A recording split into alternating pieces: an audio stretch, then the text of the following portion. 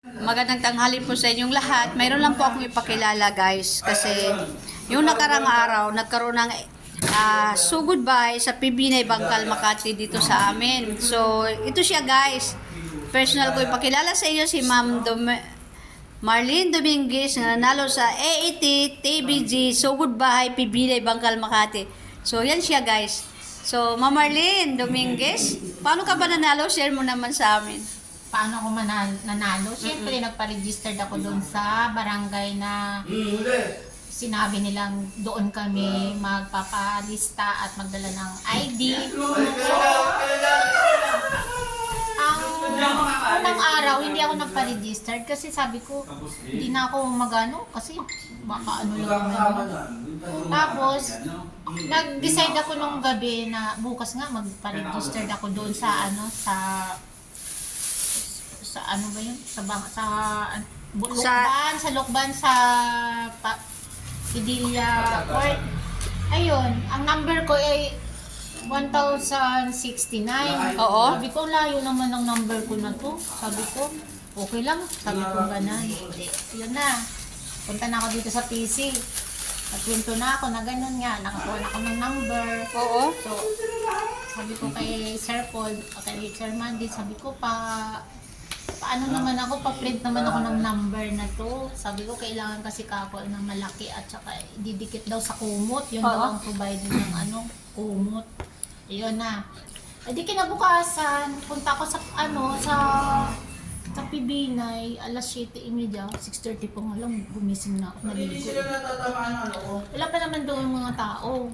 Dumating pa lang yung mga crew, mga nag-ayos ng doon, mga tent nila, siyempre, kailangan nilang may cameraman kasi doon at saka may mga sound. Oo. Ayun. Ang unang nila,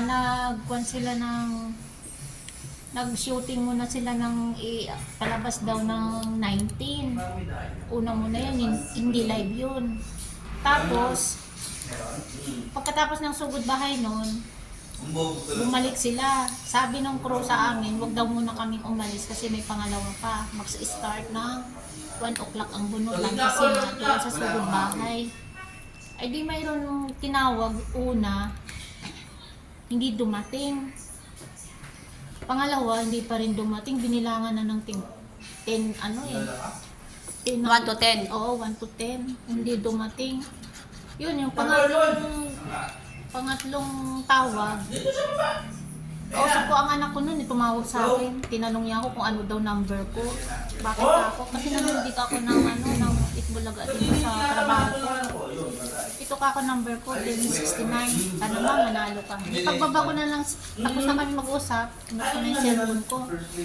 Sabay naman taawag ng number ni Big Soto doon sa studio nila na yun yung number 10. 69. Ang akala nung lalaki na yun, 69, 60. Sabi niya, sir, hindi yun. 1069. Tumakbo siya at binigay yung number niya. Akala niya siya na raw yun. Nanalo. Okay yan, ma'am. Okay, guys. Siya po, guys. Siyempre, tuwang-tuwa ako. Okay.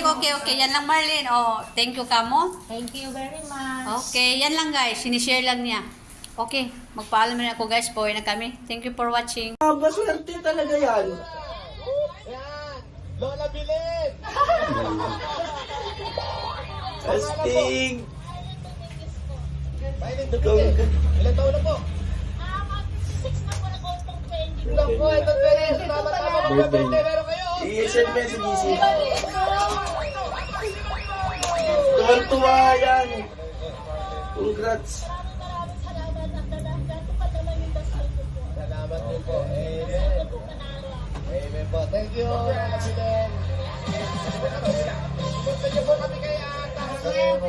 Sabi. Naku, ito pwede ito. Tama-tama mag-birthday. Birthday mo! Happy birthday!